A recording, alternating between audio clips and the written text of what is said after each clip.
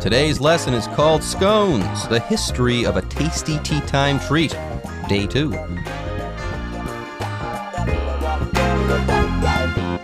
Hello, everyone. My name is Jeff. I'm Roger. Today we're going to continue talking about scones.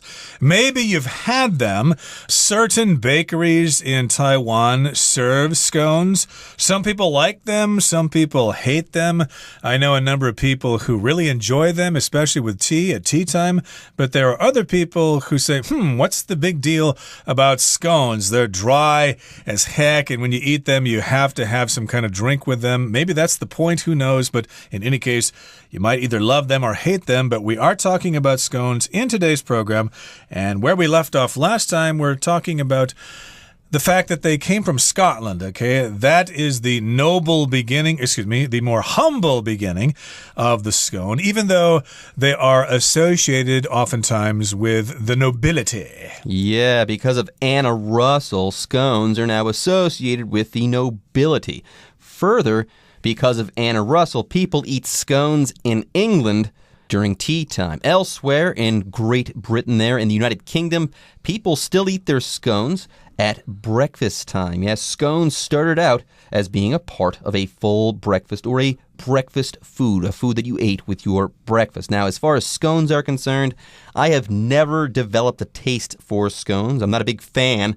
I'm more a fan of crumpets. I don't like tea and scones. I like my tea with crumpets, C-R-U-M-P-E-T, which is somewhat like a scone, but it's going to be a little bit different. You guys should look that one up, crumpet. All right, folks, that's enough on crumpets. Let's talk more about scones, and we'll start doing so right after this break. In addition to cooking methods, there are interesting differences in the way scones are served. In the southwest of England, for example, there is a dispute between two neighboring counties about the correct order for adding cream and jam. The Cornish claim the jam should come first, whereas the Devonians insist that it should go on top of the cream. Cornwall has royal approval, as Queen Elizabeth II is said to be a jam-first supporter. 大家好，今天第一个单字我们看到的是 dispute。这个名词代表争论或是争执的意思，所以我们可以说 The company lost a lot of money because of its legal disputes. 那间公司因为法律纠纷损失很多钱。或者我们还可以说 The judge settled the dispute between the two parties. 法官解决了双方的争议。下一个我们看到的单字是名词 approval， 它有认可或赞成或是批准的意思。例如The dancer's performance earned the judge's approval. 那位舞者的演出赢得裁判们的赞赏。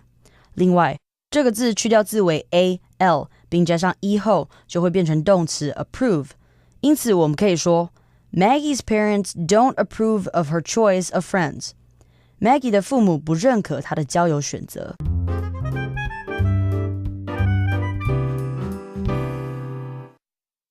Okay, everybody, so you might think that scones are a little dry, but in this paragraph we're talking about stuff to put on the scones.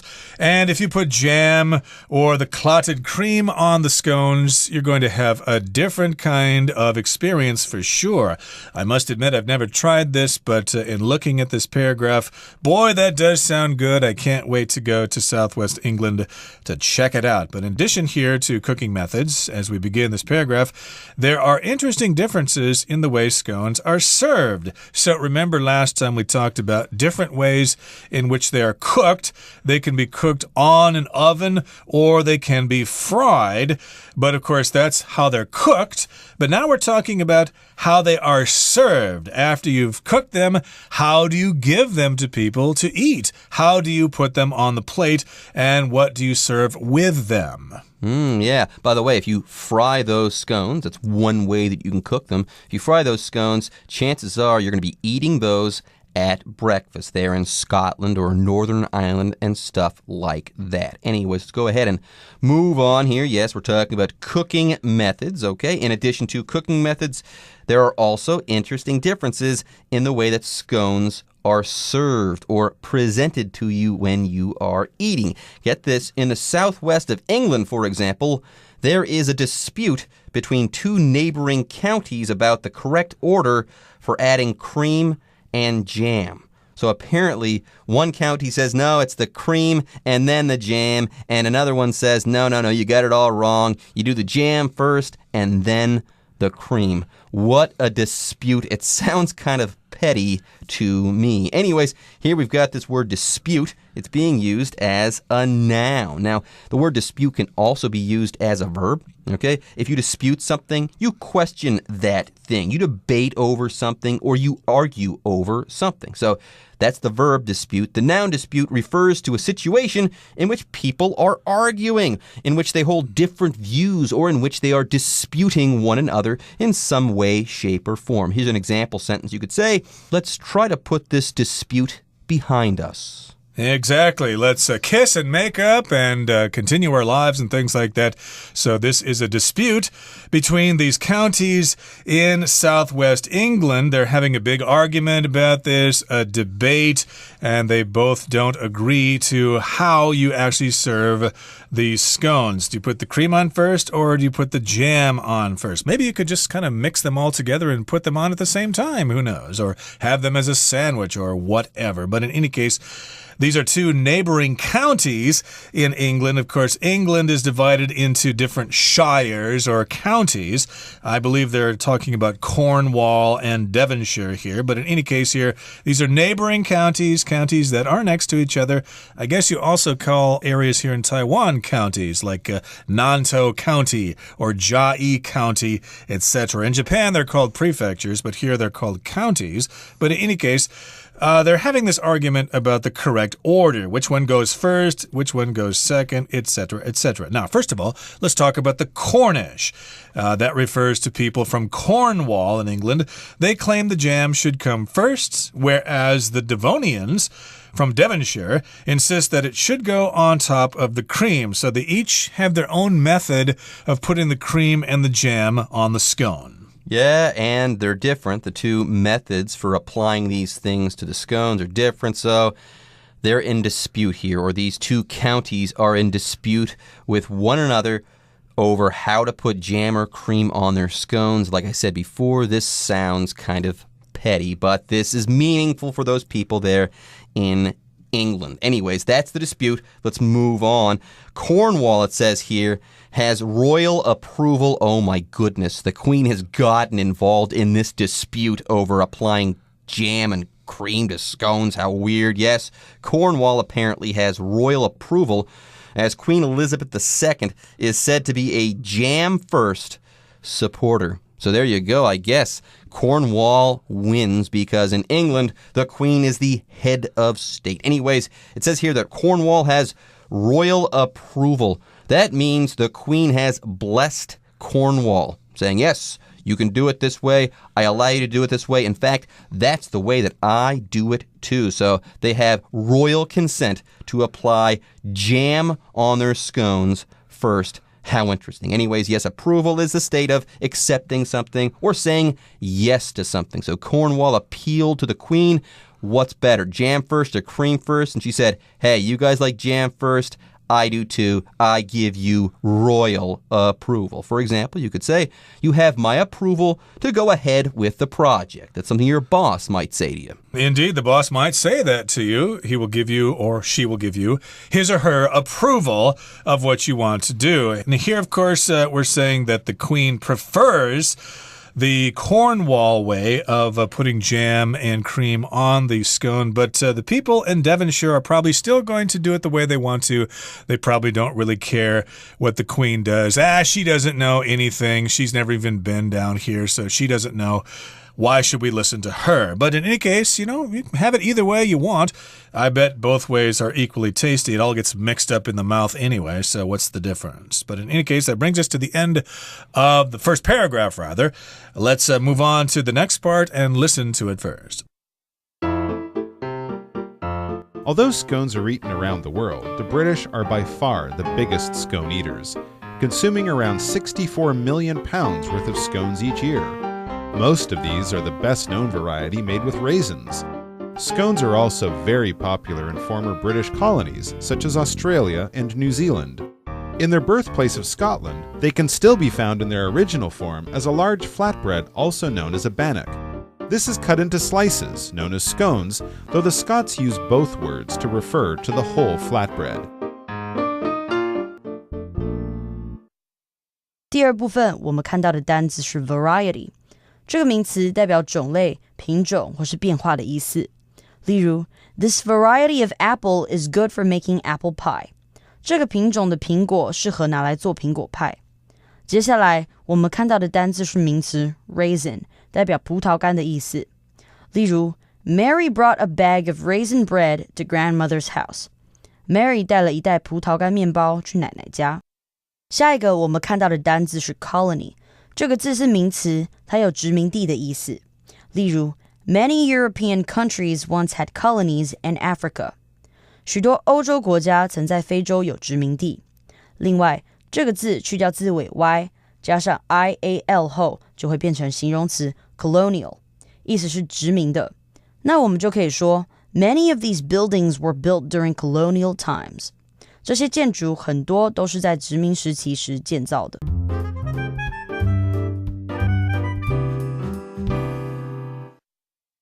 All right. Now, on day one of our lesson, we learned that afternoon tea has grown in popularity all over the world. It has even reached Taiwan here. People can go to tea time here in Taiwan, no problem at all. Now, that being said, okay, even though scones have spread all over the world because tea time has spread all over the world, when it comes to scones, it's still kind of an English thing. Get this, although scones are eaten around the world, the British are by far the biggest scone eaters, consuming around 64 million pounds worth of scones each year. And when I say pounds here, I don't mean weight. I'm talking about a unit of currency. A pound is kind of like a dollar in England and in Great Britain. Now, I also said that it's an English thing, and that's technically imprecise, okay? Scones are very popular in tea time in England, but people all over Great Britain like to eat scones. The British like to eat scones. So if you're in Wales, England, Scotland, you might love to eat a scone. You could even eat a scone in Northern Ireland. Yeah, they are the biggest scone eaters by far. So, number 2, the second place country that eats scones is way down the list. Britain is number 1 by far. Yeah, we're using this phrase to say that there's an extreme degree of separation between two or more things that are being compared. So, like Roger said before, the British eat a ton of scones. They are number 1 when it comes to consuming scones. And the number 2 person on this list, the number 2 entity on this list, it's not even close. For example, in his prime, Michael Jordan was the best basketball player in the world by far. Or I could say Bangkok is the largest city in Thailand by far. The second biggest city in Thailand is like Chiang Mai, and that's like a small country village compared to Bangkok. But here again, England, or at least Britain, has the highest amount of people who eat scones. They are number 1 by far. And let's go on here. Most of these are the best known variety made with raisins. So there are different varieties or different kinds of scones. I know a particular bakery here in Taipei that sells 3 kinds or 3 varieties: scones with chocolate, scones with cranberries, and scones with raisins. Those are 3 varieties or 3 kinds or 3 types of scones. Yeah, here we're using the word variety to talk about a type of something. Yes, a variety of something is a type of something here, usually when many other similar things exist. Now, further, most often when you hear this word variety, you're going to be talking about a situation where there are many and different and varied things of some type. Now, I had a confession to make at the beginning of today's lesson. I said I wasn't a scone fan, and for the most part, this is true. And the number 1 reason for this is because the best-known variety or type or kind of scone features or is made with raisins I do not like raisins, everyone. I find them kind of gross, so I kind of stay away from scones for that reason. Now, what is a raisin? A raisin is a dried and preserved grape.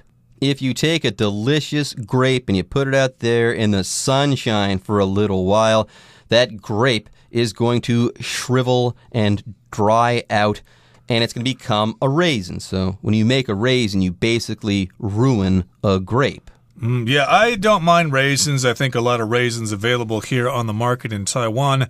But again, this is the best known variety, the most popular kind of scone, the one made with raisins. And scones are also very popular in former British colonies, such as Australia and New Zealand. Of course, you are familiar with the British Empire. They had lots of colonies around the world. Kenya was a colony, of course, New Zealand, Australia, Canada, and the USA at one time.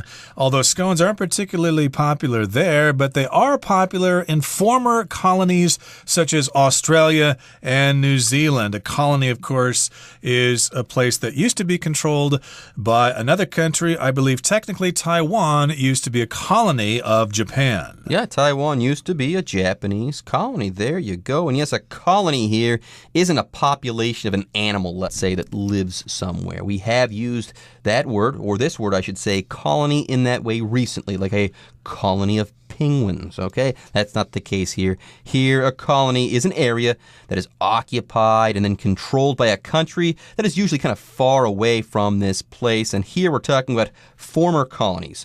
Australia and New Zealand are no longer colonies of England, or of Great Britain, I should say, but they once were British colonies. Anyways, moving on.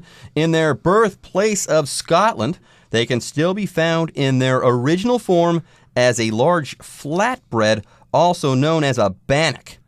Interesting. Anyways, before we move on, let's talk about the word birthplace.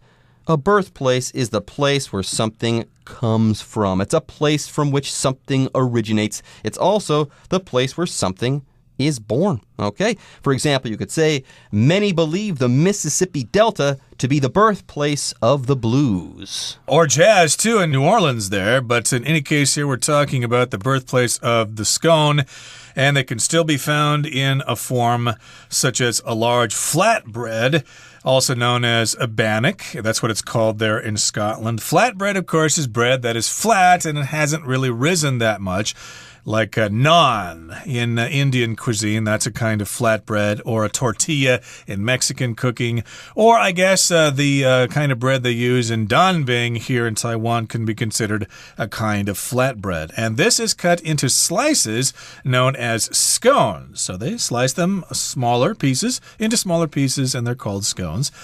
And though the Scots use both words to refer to the whole flatbread. So the whole piece of flatbread can be called a scone, and then the pieces of that flatbread are called scones as well. There you have it. All right, folks, with that, it's time for us to take a short break, but don't go away. When we come back, we'll be wrapping up our article on scones.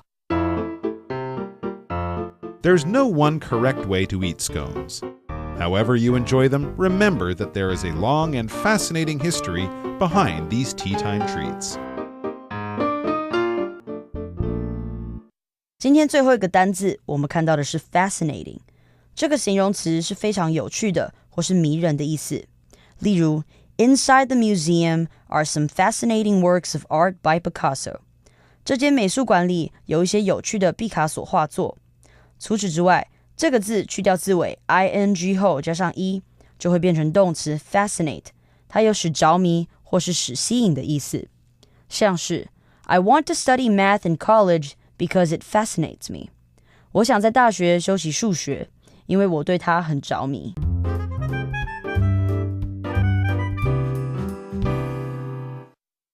Okay, now remember before we were talking about the debate or the dispute in a couple of counties there in England as to how you're supposed to eat your scones. Do you put the cream on first, or do you put the jam on first? But for the rest of us, there's no one correct way to eat scones. You could put cream on it if you want. You could put jam on it. You could put both on there. Maybe you could put peanut butter on there. Who knows? But there's no one correct way to eat them. You can enjoy them whichever way you want. Yes, there's no one correct way to eat scones, however you enjoy them.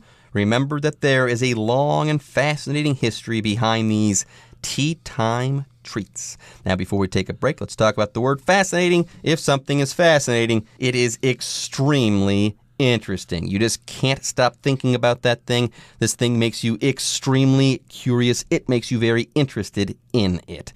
All right, folks, with that, it's time for us to end our lesson. But don't worry, the Chinese teacher is waiting in the wings.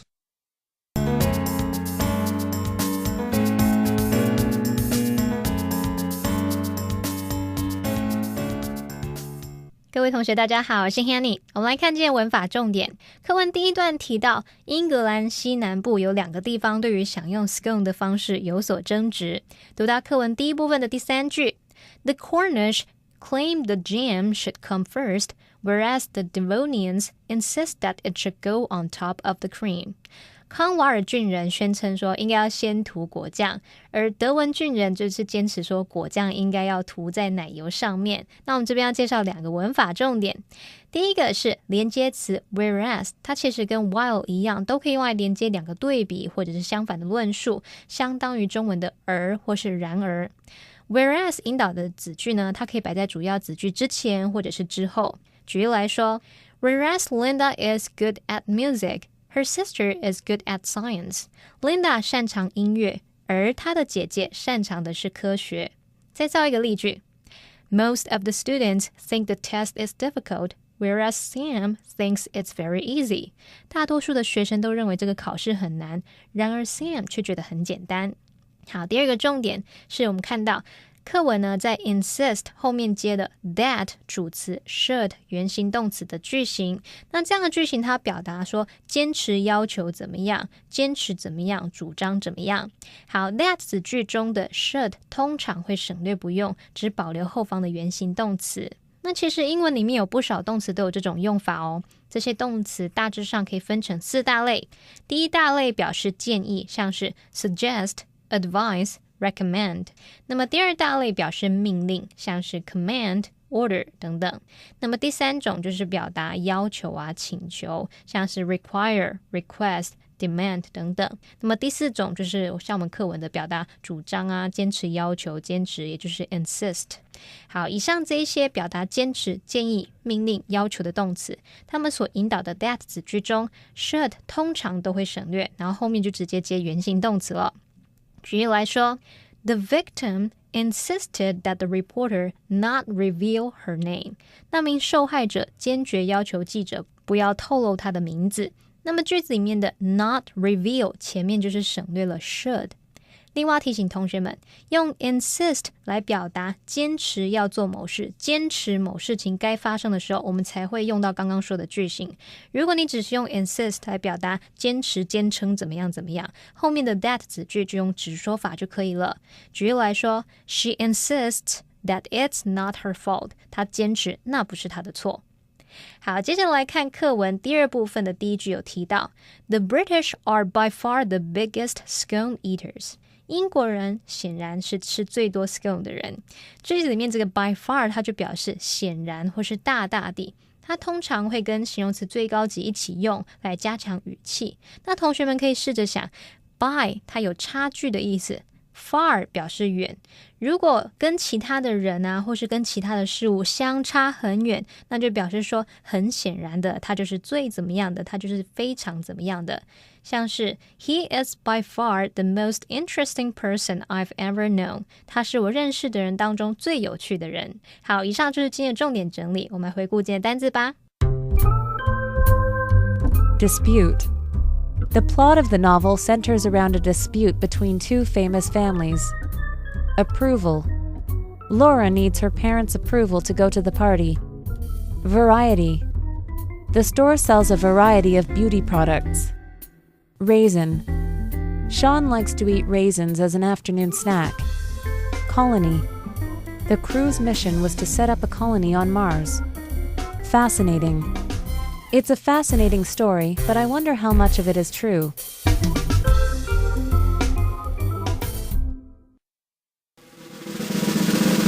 Discussion Starter starts now!